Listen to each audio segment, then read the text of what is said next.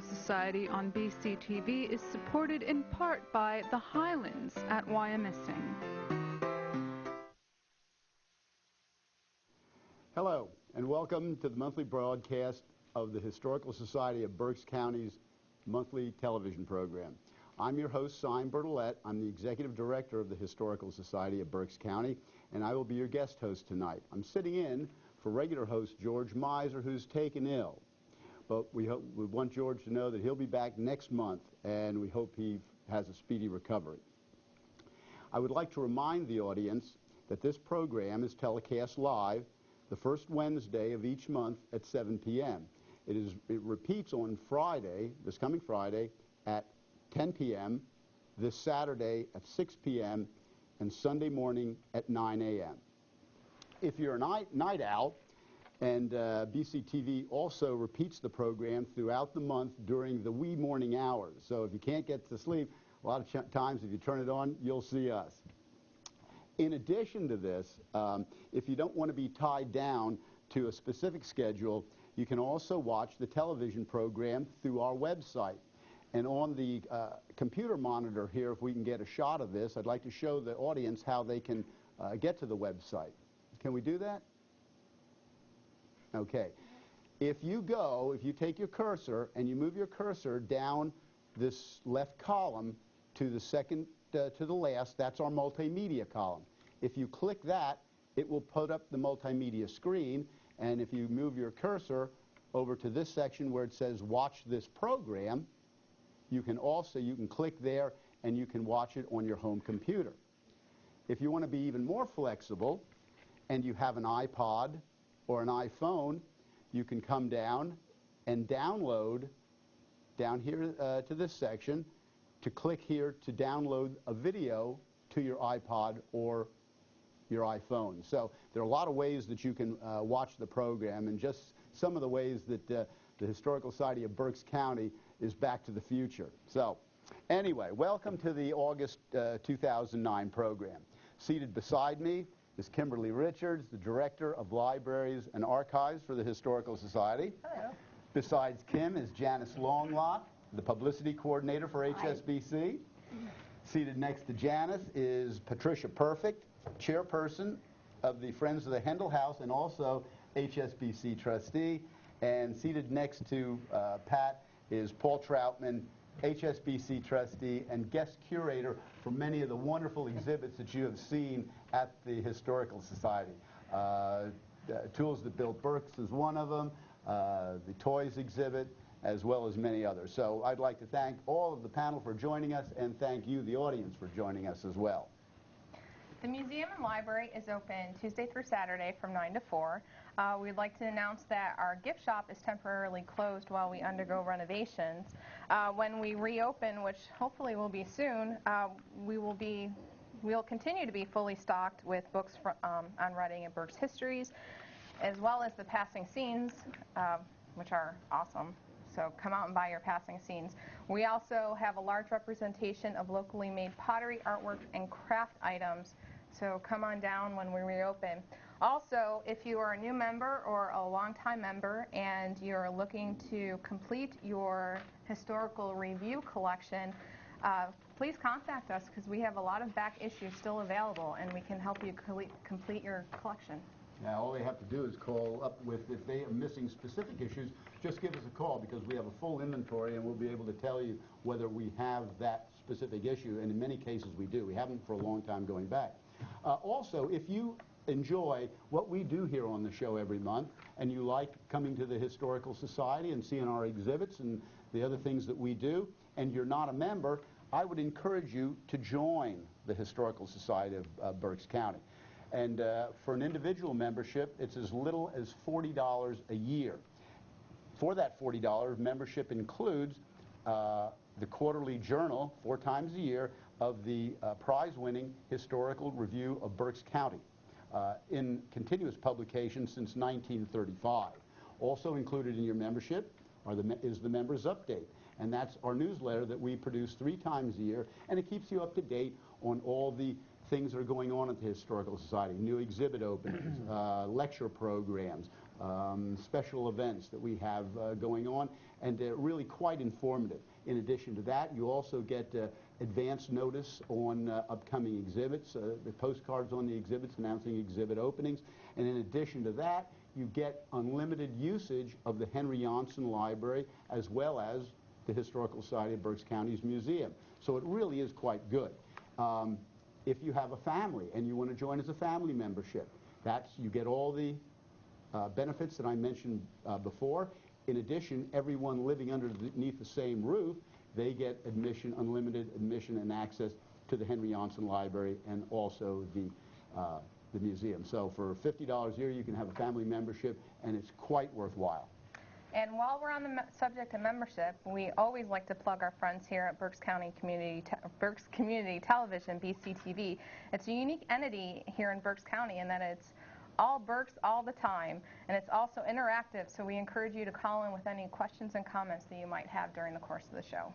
You bet. I'd like to reiterate what Kim has to say. These folks here at BCTV do a heck of a job. They bring you the programming that you look forward to every month, and they need your support. We need to help them fulfill the mission that they have here to bring you that program. So I encourage you to recognize BCTV and thank them by taking out a membership. Memberships are very inexpensive, $30 a year, and I encourage you to join them. So mail your check to BCTV, 645 Penn Street, Reading, Pennsylvania, 19601. Janice? We are anticipating that will be a new passing scene book, Volume 17, which we will be released in mid to late November in time for the holidays. Copies sell for the same as last year, $45, tax included. Yeah, and I'd like to add to that, Janice, that again, as in the past, Passing Scene Volume 17 is going to be the same large format, hardbound book. George has picked a great color for it this year. Keep it a surprise, but it'll be distinctive on your bookshelf. And it's going to be same 272 pages, heavy 100-pound stock paper, high gloss. You're going to have 350 plus pictures throughout the book, and in addition to that, you're going to have a complete index on this as in the past on the volume, and so it makes researching and looking up particular items of information so easy. So it really is going to be a great volume, and again, it'll be ready late November, early December. I encourage you to call Gloria Miser at the Historical Society to reserve your copy, because we're only doing a 2,500 print run on this, and when they're sold out, they're sold out. So give Gloria a call at 610-375-4375 to order your copy now. How about mailing? And they can get it mailed to them. You just need to $50. Yeah, I believe it's $50. Just $50. ask Gloria. Is it $50? 50. Okay, $50 to have them mail you a copy. So that way you don't have to. But we like to see you down at the Historical Society. So if you can do it, stop by and pick yours up. And what about the other volumes? We have 15, 13. We have 15 and 13. I don't think we have any 14s left, but we do. We have 16. We have 16. We have 16. And we have 13? We do have 13, yeah. And are they $30? Yeah, as a matter of fact, they are. That's a steal. That's a good one. That's a steal, and there are only a few copies of those left. And George sent me an email today and asked me to mention something. Last month on the program, we were talking, we were showing some of the slides, and a viewer called up saying that they had a lot of photos and a lot of information on the former Bavarian Club that used to sit atop Mount Penn. Well, I'd like to, we haven't heard from that individual, and George asked me to say that if that person is watching in the audience tonight, please give Gloria a call, again, at 610-375-4375, so that she can put you in touch with George. George would very much like to have that information on the Bavarian Club included in Passing Scene Volume 17. So give us a call. We'd really like to have you included in that book. Anyway, let's see, what else have we got? Okay, before we go on to Paul, and to lead into Paul, I'd like to talk about the upcoming exhibit that we have at HSBC. This is going to be the, let's see, am I right on that, Janice? I think we're going to talk about 4th century. You want to talk? Yeah, okay. Well, all right. I don't care. No. Whatever. We can do that. Okay, yeah, I do have it, and I got ahead of myself. Anyway. That's all right. Janice Longot, one of the first people I met as the executive director at the Historical Society, and it was great. And you're still sorry. Yeah, no, I am not. Couldn't do it without you. I walked up into Janice's office the first day on the job, and she said, well, so you're the new director. And she said, how would you like to be involved in something? And it was that day that she told me about the 4 Centuries in Berks Historic Property Tour. Well, this is our 4th year doing this tour, and I will tell you that Janice is the spark plug behind this event. And the quality that we have in this tour and that you've come to know from the 4 Centuries tour is due to this woman sitting right here. But thank you. I won't stroke you anymore, but you know, let's talk. I need it. Yeah, okay. Let's talk a little bit about the tour. Let's talk about the tour. All right. This year's tour, we're going to be in Greenwich and Maxatawny Township, and it's beautiful. It's very remote, and I think that you will enjoy it. We have 8 properties, and the date is October 3rd, 9 to 4, and we also, I think maybe I should tell them about some of these sites where we're selling tickets. Oh, yeah, well, I think it's really, when you were saying this is, I don't know if you can come in on this. This is what the poster is going to look like. Can you get a tight shot on that? I don't know. Who's on Janice? There we go. Oh, that's no, good. Not quite that tight. And look at that barn. We're going to have some barns with barn stars because we're in this area that they do a lot of farming. And I know from last year's tour we were in Western Berks, and I did not see any barn stars on the barns in Western Berks. This is very typical, I think, of the Great Valley. Yeah. And we're going to be in that area. It's going to be $22 a person. We're also running a bus, and the bus will be $50 this year. $50, that's right. Yeah. First come, first serve. One bus, Yeah, one and bus. it is a school bus. And anyway, it's, like I say, $22, and you can purchase these tickets at several sites. This year we added a lot, and we're going to be selling tickets at the Historical Society and at one of the sites, number 6, the day of the tour. They will sell tickets there all day, and there will also be a food stop at site 6. And What's site 6? I'm not telling. You can't know that yet.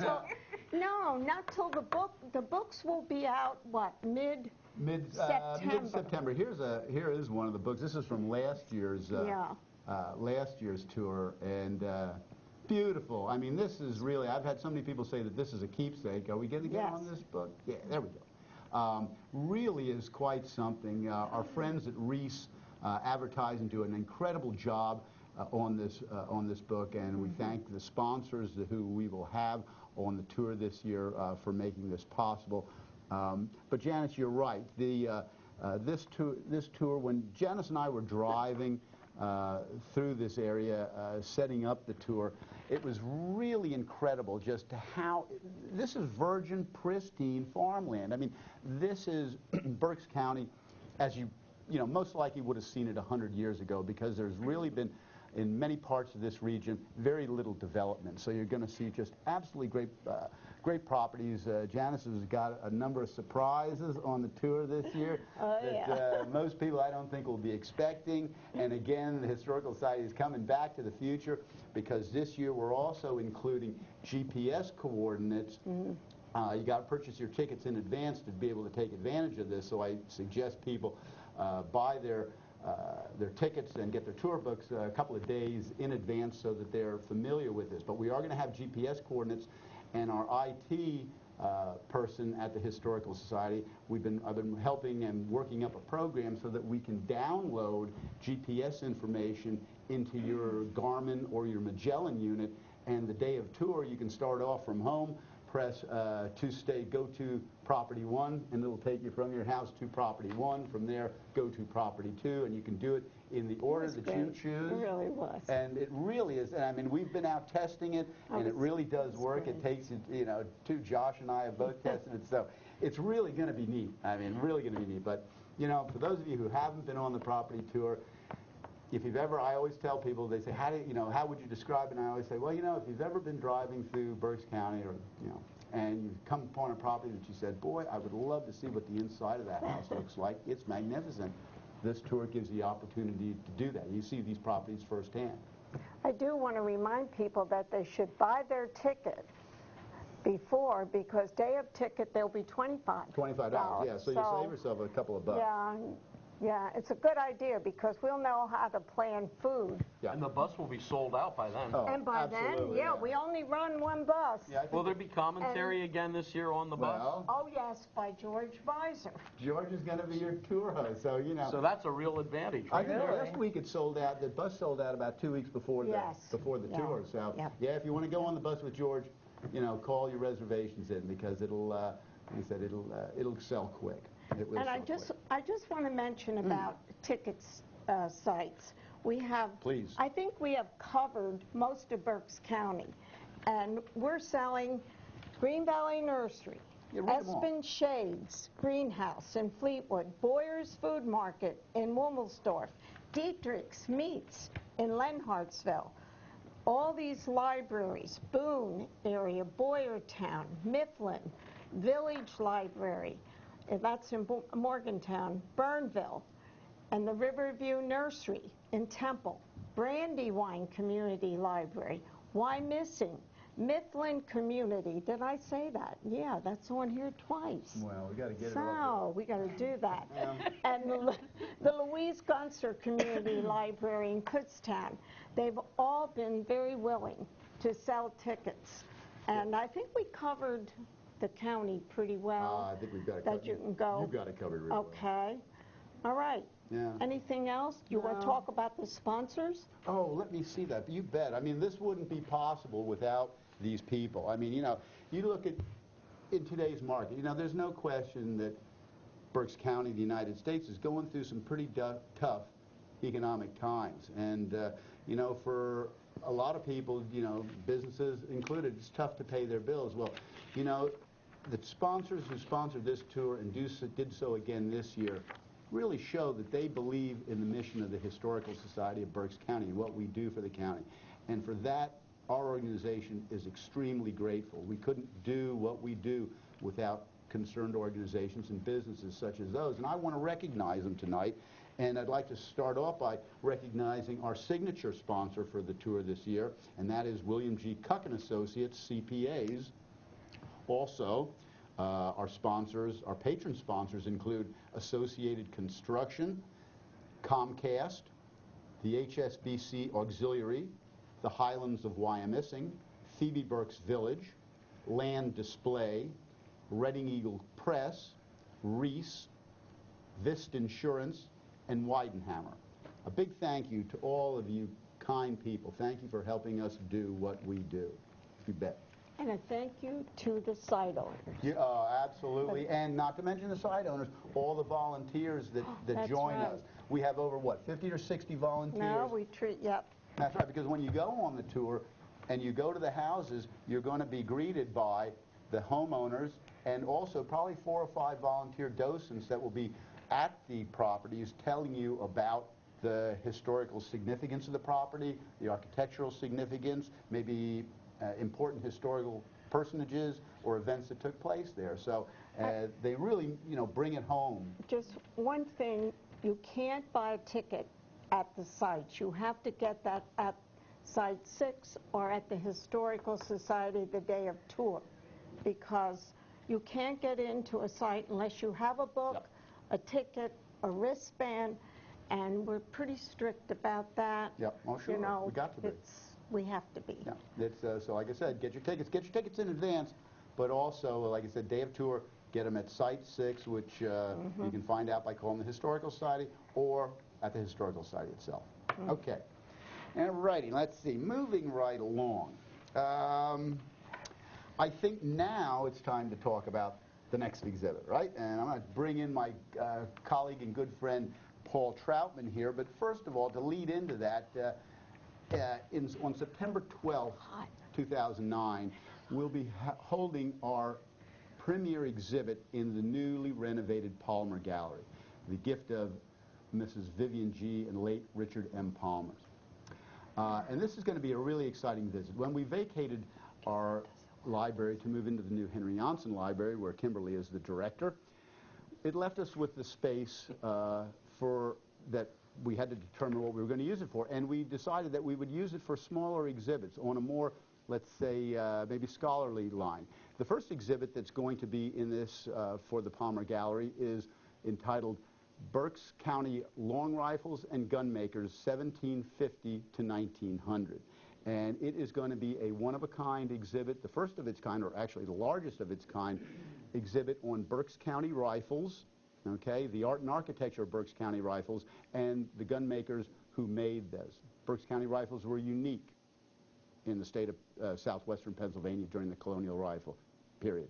And you'll be able to see what made them unique. And we've got 53 of the best rifles, best vintage, authentic, antique long rifles there are, from the makers such as Figthorn, Reedy, Bonowitz, and Haga. But along with that, and that was unique in that period, were the powder horns and the powder vessels that housed the propellant charges that loaded these rifles. And we are going to have a good segment of the exhibit devoted to those. But I have my colleague, HSBC trustee Paul Troutman here to talk to us a little bit about horn, bone, and ivory, because those were items that were used, in addition to powder horns, at least the horns, were used for everyday implements that we pretty much take for granted. And Paul is a pretty good authority on the uses of that and the historic value of that. And I'd like to just turn the program over to Paul here and just talk to us a little bit about those materials and how else they were significant in Berks County. Paul, welcome. Thank you, Simon. Simon and I had the pleasure of going down to Carlisle to see some magnificent rifles. Do you want to tell them about that, Simon? Yeah, that was, we were very fortunate. Our guest curator, Patrick Hornberger, who will be delivering the lecture at 10 a.m. on the opening day of the exhibit, September 12th. He is a member of the Kentucky Rifle Association, and he was kind enough to get us admission to that show. And this is a very closed, pretty closed event. These makers are very, very serious about this because they have some of the finest rifles in the world, but they also had powder horns. And we got to see some of the things that were going to be in this exhibit. And that's where Paul got an introduction, as did I, although I'd been collecting more contemporary rifles for a while, into that architecture. But to give you an example, let's start off. We talk about powder horns. This is now this is a contemporary made by a gentleman here in Pennsylvania by the name of Roland Cadle. But if you can come in on this horn, this is done in the Berks County style. And what makes a Berks County horn unique from other horns around from the state, say from York or from Lancaster or from Philadelphia, is the shape of what they call the butt plug. And this is the butt plug back here. Also, a Berks County horn contained what they call an applied collar, this little piece right down here. And it was also what they call a screw tip horn for ease in loading the horn. And the screw tip would come out, and it was threaded. Berks County was unique in this fact. York had screw tip horns, but Berks County put the threading on the tip itself, whereas York put the screw tip on the horn itself. So just some of the nuances that set Berks County horns apart from the rest of the state. So you'll see a lot of Berks County horns in this exhibit, and they will be the original 18th and 19th century horns that were made by the horn makers here in Reading and Berks County. So that's some of the things, but the horn was used to make many other things, as were ivory and bone and stag, horn, that type of thing. Well, when Simon and I were talking about this exhibit, we were commenting on the fact that some of these powder horns are absolutely magnificent and unique characteristics of Berks County. However, bone and ivory was used so much in the everyday life, and if you think about it, if we have a shot over here of an ink quill. Which one is that, Pat? Right here in the... Oh, yeah, with the quill sticking out Yes. of it. Yeah, okay. And if you think about it, the quill is actually a form of bone, and our Declaration of Independence was written with a quill pen, so actually bone has affected every one of our lives. But we decided that it might be interesting to show some of the other artifacts that we have in our collection and on loan from other people that illustrate the use of these materials in everyday life. And I think we're going to pan some of these items, and we can comment on these. We've talked about the use of horns, but if you look at the item on the right, which is actually made of leather, the tip of that is ivory. And that bag, I believe that's used for shot. Is that correct, Simon? That's a shot pouch. It would have been loaded, used to charge the shot charge on a shotgun. And so here they're using the ivory in a unique way. If we look at another group of items here, if we pan over, ivory was used for combs at some times, but combs were often made out of horn. And the process was that they would slit the horn, and they would soften it, and they would flatten it. And when the horn was flat, they would take a number of these flat pieces and put them into a fixture, and they would actually make saw cuts, which became the areas between the teeth. And when all of those were done, then they had to take each comb individually, and they had to carefully work the tip of the point so that it wouldn't scratch your scalp when you put it through. But if you also look at the large one behind it, that's tortoiseshell, which also is a form of bone. And tortoiseshell was used for large combs for ladies to use. That was more of an ornamental comb as opposed to a comb used for combing out the hair. If we move on to our next group of items, the one on the there we are. That's good. That piece that you are looking at is part of a section of horn, of the portion that has the numbers on it. And you'll notice that there is a brass petcock on the left-hand side of that. If we look at that closely, we will find You're tied, you're tethered. Okay. that the end is open, and the purpose was to take that, cut the skin, and put a vacuum pump on the hose, and that would suck the blood. It was called bleeding, and that was a bleeding cup made out of horn. The other piece that we have that's medical is a pair of optician's glasses that would have been used to determine the correct lenses to use on an individual. And all of the gauges, or the all of the markings on here, are actually ivory. And the advantage of using ivory was that ivory did not expand and contract like wood, and therefore you had very accurate graduations. And for that reason, you will find very small rules made out of ivory. And also, if you look at an apothecary scale, or a scale that's used for weighing gold, many times you will see that the insert on the inside where the point of the needle indicates that you have true balance, that is also made out of ivory because of that stability. So it doesn't, unlike wood, it won't swell if moisture gets into it. That is correct. And so a ruler, then when you're having to take finite measurements like that, optical tool it wouldn't expand. You'd always get a true reading. You get a true reading. Huh. So that was one of the advantages, the stability. What date did they use them for glasses? I'm not certain how recently they used those, but I think more recently than you and I would think. A lot of that has not changed too much over the years. Huh.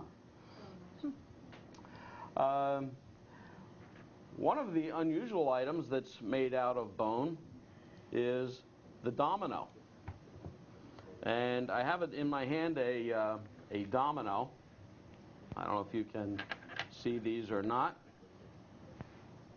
And these dominoes are actually bone fastened to wood with tiny brass pins. And these were a common household toy item.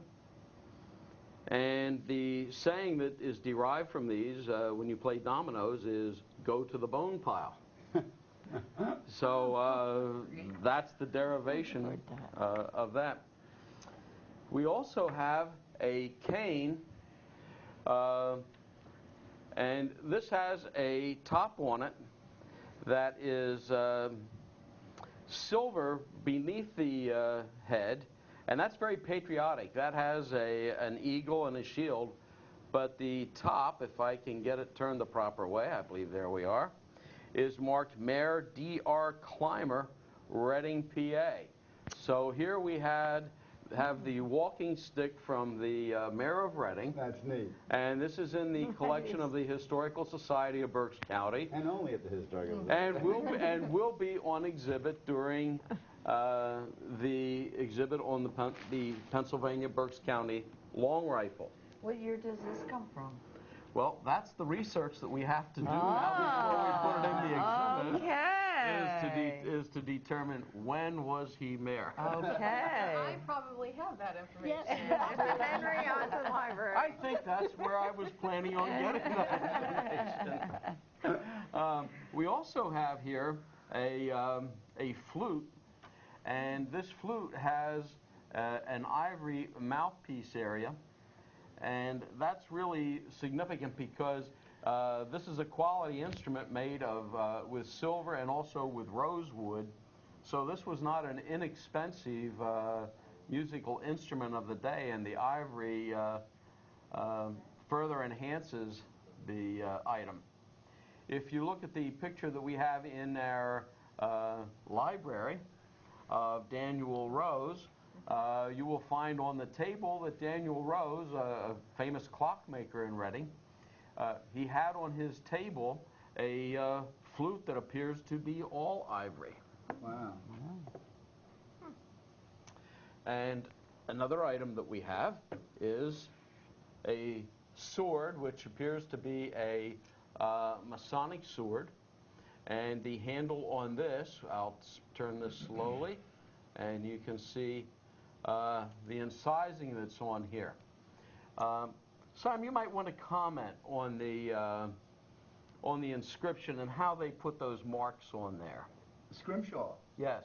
Well, Scrimshaw, and I'm just a neophyte. I mean, it's basically the way they did it. An artist, or at least someone with artist talent, would carve the initial carving on what they wanted to portray on that. And then I'm not sure after that whether they would ink it in or whether, I believe they would, after they made the incision. Ink wash, I believe. It was an ink wash that would go over there. Now, I'm not sure whether they did it that way or they would use a pen to go in the ink carving, because if they did a wash, it would, I think it would stain the whole piece of ivory. Didn't, or did the surface? I think it was a wash that just went into the recesses, so after and they wiped it off right away, okay, and what remained stayed in the groove. So what you carved into it, then that would expose the porous nature of the ivory, whereas the surface of a regular piece of ivory would be impervious to the, I guess, the ink sinking in. And incidentally, the blade on this, for the viewers, the blade is marked Howard Aarons. So if we have any Aarons family out there, you might want to come to the exhibit to see this sword.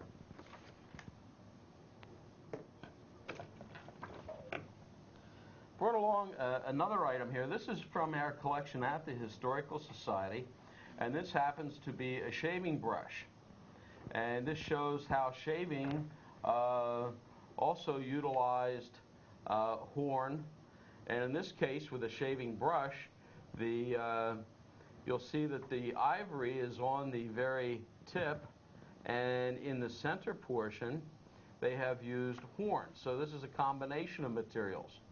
And the razor that we have has a horn handle.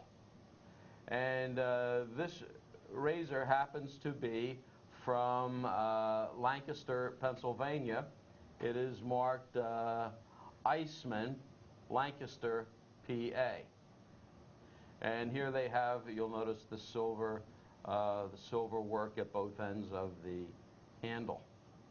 So it was used in many places in their everyday life. Yeah, really. You'll see many examples when you come to our exhibit. Yeah, it's remarkable, and just on how many, uses bone, ivory, and horn had in commonplace articles. And it's really interesting, Paul. Thank you very much for joining us tonight. That was very informative. Anyway, you bet. Thank you.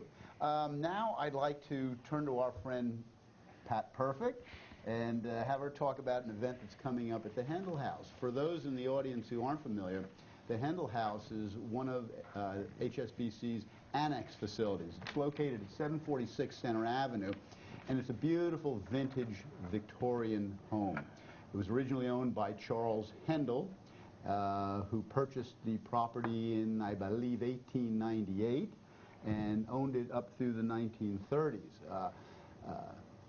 Pat is the great-granddaughter of Charles Hendel, and it was Pat's mother who so generously purchased the Hendel House in 2000 and gifted it to the Historical Society. So we use it for a number of things, parties, receptions, education programs at the Historical Society, and just many special events. And Pat is the chairperson of the Friends of the Hendel, and I asked her to come tonight to talk to us a little bit about a party picnic that we're going to be having at the Hendel House on, tell me. September 12th. Okay. Okay, 11 to 4. Give us the lowdown. All right, we're going to have a great time. We're going to have Ragtime Willie, and he's going to show up and play some tunes. It's about 4 or 5 guys that have various instruments and stuff like that. There are a lot of fun music, Americana music, bluegrass, down-home stuff, folk. It's not rock and roll. But anyway, it's the kind of music that you'd have at a summer picnic, maybe in Victorian times, okay? So we're going to have the Pig Pits going to be there, and they're going to offer a pork or chicken sandwich along with corn on the cob and cold slaw and a dessert, and a beverage is also included for the price of $10.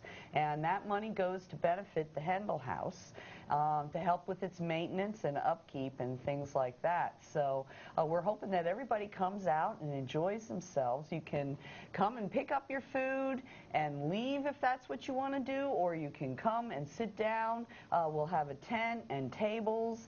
We'll have baked goods for sale. We're going to have a raffle of a Victorian wicker picnic hamper that's really very, very nice, with enough place settings for 4 people to go on a picnic out in the country.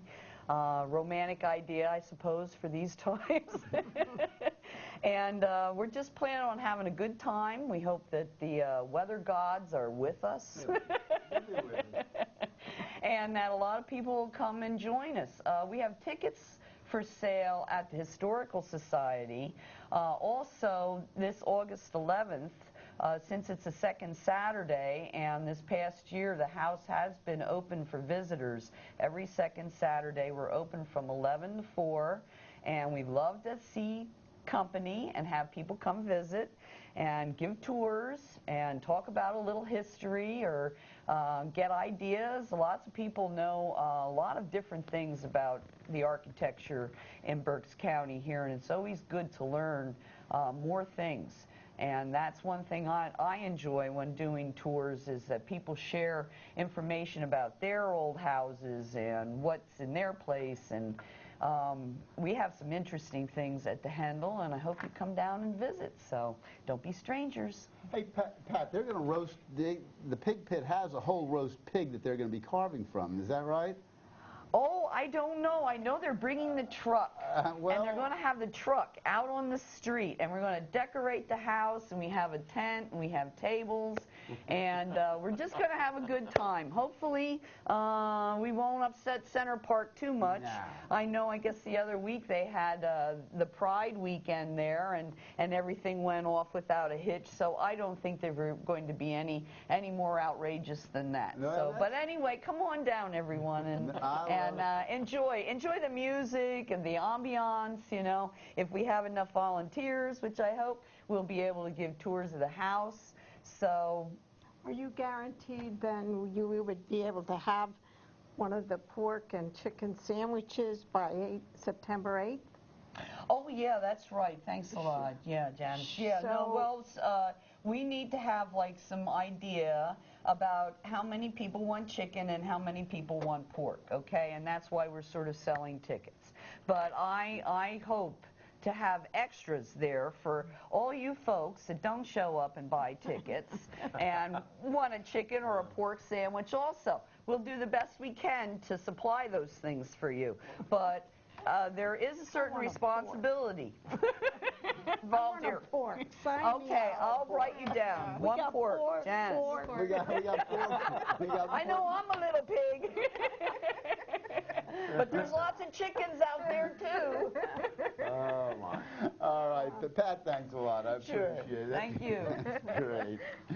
All right. Well, now let's see. This portion of the program, people who are regular viewers to this program always tell me how much they enjoy and how much they're interested in the materials that Kim Richards, our Director of Archives and Library, brings to the show, and also the preservation techniques that her and her assistant archivists use to preserve these irreplaceable pieces of historic material so that they will be around for future generations in Berks County to use, so they can trace the historic legacy of Berks County. But so tonight I'd like to turn it over for a few minutes to Kim and ask her to show us what she's brought us today, and so some of the things that they do over in that, buried in the bowels of that library. What you can't see is not only are things buried in the library, it's also buried underneath the table here. Well, first off, When you want me to do this? you can pop that up now. Okay. The second one. Oh, wait a minute. Uh-oh. Just go to And can we put the... and view slideshow where? up at the top, Uh-huh. next to tools. Enter. No. Slideshow. Slideshow? Oh, you're giving it up now. There we go. Okay. Through the hard work of our dedicated volunteers, we have a number of new finding guides available for research. We, around January, started the collection inventory process. We've done an excellent job getting them done. We now have 3 separate collections: the library collection, which is more subject-based, the genealogical collection, which contains primary and secondary sources on Berks County families, and the archival collection, which is mostly organizations and businesses. The screen that we have up is the listing of all the new finding guides. The library collection is roughly half done. I'm very excited about that. We're actually ahead of schedule, and the genealogy collection is a quarter of the way done. And this is new material. I mean, no, this is old material that we just wanted to update the finding guides and figure out what it is we have. So because we have more than this. Yeah, yeah, we have more than that. Some of them, like collection 6, which is the railroad, 8, which is Reading, 20, which is theater, 21, which is business and industry, and 22, which is Berks County Schools, were all started within the past couple of months with all the new donations that have come in. The rest of them were existing collections that we've just kind of revamped.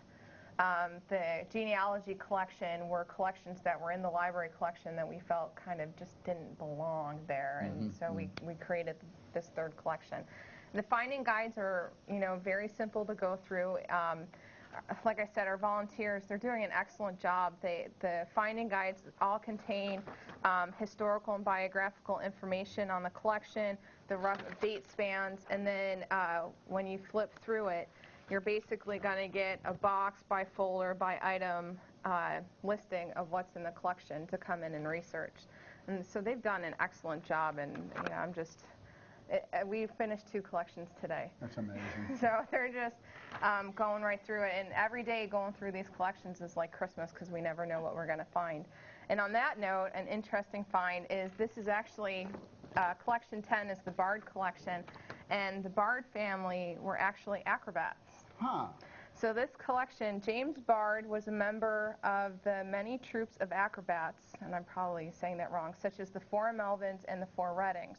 He started his career as a soloist performing balancing acts on slackwire. One of my volunteers wrote this. After touring Europe, North and South America, and the West Indies twice, he returned to Reading in 1891 and began training his men in his backyard, and this kind of started the Reading Athletic Club.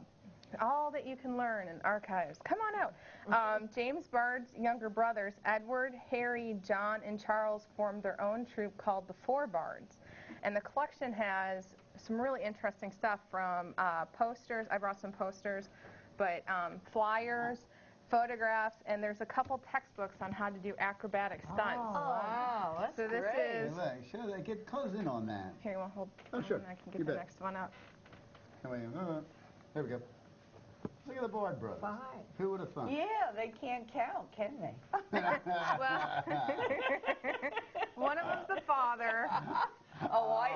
So he Father, doesn't count. or the or whatever. He's the agent. Wow, I love that. Oh, This is one of the Oh, that's beautiful. posters. gorgeous. We actually have a copy of a newspaper clipping with James Bard holding this in the box with this. So he's I love Beautiful. it. Now, how can you preserve that? The colors and everything. mostly just lay it flat and hope nobody requests to see it a whole lot. Oh, okay. But they will. If they do, they will. Yeah. They will get it. Well, enjoy it now, folks. Yeah, eventually you can see that it's we had talked about this I think back in May the last time I was on about how things like to tear along the folds. Yeah. You can see eventually what'll happen is we'll pull It'll- this out it'll and break. we'll actually encapsulate it, which will protect it and it'll keep it flat and keep it from being folded.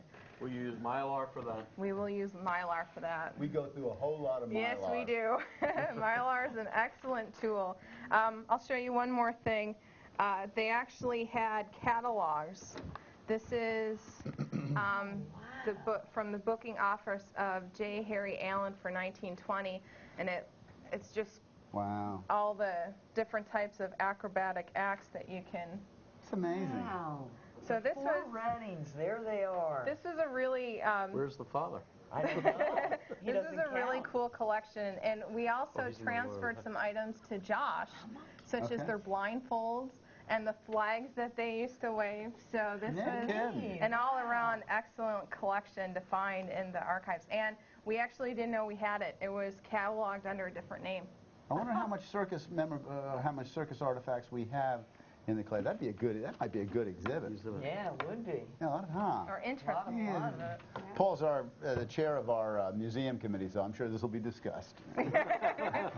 And then, because I kind of started this one the first time I was on, my archival tip of the month. Can they get close in on that? Yeah, this is interesting. We had also talked about this in May. Oxidation. Now, oxidation is basically just rusting. And not only does it damage artifacts, but it also damages paper. And this is mostly from the pen title collection, because we're still going through and processing that. We have about 100 folders done, and these are all the rusty staples, paper clips, and binder clips that we've been there it goes, that we've been pulling off of the collection. And you can see how it's just all covered in rust. And what actually happens is if you don't remove this from your paper, it starts eating away at the paper, and it leaves little rust They marks leave on your marks, paper. yeah. So And that happened? there's Yeah. a lot of pen title. We're starting to lose the corners of the papers because of the okay. rust. And so if you'd like to keep your documents protected, the first thing you do is remove all metal objects from them. Oh, and also remove rubber bands, because rubber bands like to congeal and stick to the paper, and then you can't get them off. It's not, rubber bands They break aren't. too. They do, yeah. They snap They and get break. brittle, because plastic gets brittle too. And then, yeah. So I was playing with the PowerPoint. I'm playing with the PowerPoint. We're trying to get to it. Talk about Yeah, we do. And before we leave Kimberly, we're doing.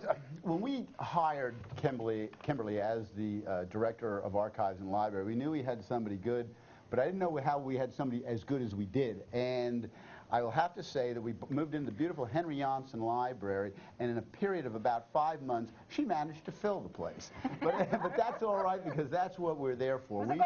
It was a goal. We have the collections from Penn Title, the Berksheim, the Berks Authors Club, Women's Club of Reading. Women's Club of Reading. We just got Birdsboro Steel. Birdsboro Steel. That's huge. Oh, it's That's huge. That's Anyway, an understatement. we use conventional shelving at the archives and libraries now, but Kimberly and I are on a push, and we have contacted philanthropic organizations locally and nationally on an initiative that we're working on. That is the acquisition of high-density shelving. The normal shelving that we use right now really limits our space, and if we get high-density shelving, we can increase our storage space by 80%, almost double what we have. So that's what we're looking to do. We would like to, I put the call out for anybody who would like us to help us with this initiative, because we are approaching it as a challenge match grant, and if we can find people to help us with this, help us secure funds for this, it'll be much easier to get the matching funds that we need to secure and to preserve the legacy of Berks County, and to make that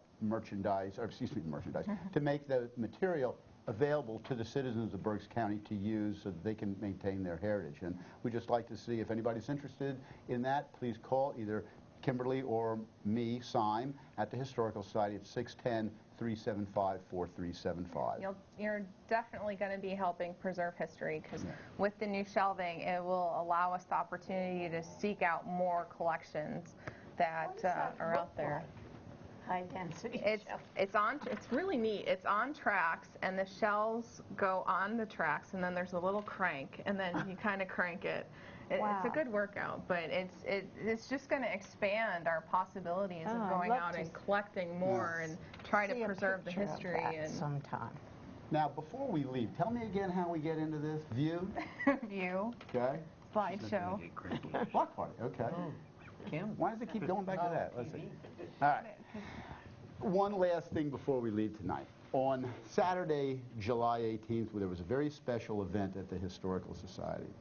This was the idea. It was brought to me by Kimberly Longlot Kunkelman, Janice's daughter. She came to me and said, Syme, she said, we really ought to do a block party here at the Historical Society. And we talked about it and thought it would be a real good idea. We knew that there had been many people in our neighborhood there in Center Park and directly around the Historical Society who had never been to our organization. And we wanted to make sure that they did. So we organized with Audrey Saint, who is our administrative assistant, we organized this block party as an outreach to the community, to bring them in, show them what we had to offer, and just have a good time, get to know our neighbors and let them get to know us. So we did this on Saturday, July 18th, and we have some pictures here. It was a great time. I'll tell you, everybody at the table, that was there, please chime in. I mean, here we have the first, this is one of the first block parties. We had B&B Light and Sound. They were the DJs. The music was lively. The music was entertaining. Had a real good time. We went down there. We had face painting that was available. We had the Reading Police Department's K-9 unit was there on hand, and they demonstrated why they're so vitally important to the citizens of Reading and Berks County, as well as Todd Yeager, who is the fire marshal, fire inspector, who came with City Engine number 11 to show us, just the services that the fire department provides for the city. And all the people got a treat when the fire truck had a... Oh, yeah. And this wasn't staged, but they got called out on an actual call before the end of the demonstration. So the fire truck had to leave about 2 minutes before the end of the demonstration. But there's some other pictures of it. We also had, again, Paul, ever present, great. what a trustee should be. There, he did his antique toy cannon demonstration, and he made a racket around that place like no tomorrow. There's some of Paul's collection, but it was a great, great time. It really was. There's the high wheelers that we had at the Historical Society showing us just how hard it was, difficult to ride those bikes during that time. There's a good shot of the HSBC staff. There's Judy Iwashenko next to Kim Richards and Audrey Saint, who helped organize, and Amy Smith and her husband Mike. But the whole team at HSBC really pulled together, and we had a great time. And we've been told just how good a time everybody had there. It was fun. It was fun to get to know our neighbors. Vicky's there demonstrating her basket weaving. And it's just, and then again, there's history. You got the old and the evolution into the new, and just how bikes have changed over the years. It's great. But anyway, I guess that's about all the time that we have. And oh, look at these guys. Anyway, I would like to say goodnight. I'd like to say tell all your friends about our show, which is live the first Wednesday of each month at 7 p.m. And thanks to today's program associates, Kim Richards, Janice Longlot, Pat Perfect, Paul Troutman. We appreciate it all. And ask that all of you join us next month. It'll be a great show. We're going to always have some interesting topics. So we appreciate your patronage, and thank you very much for all that you do for us and for helping the Historical Society of Berks County fulfill its mission and what we do into preserving our legacy here in Berks County. Thanks so much.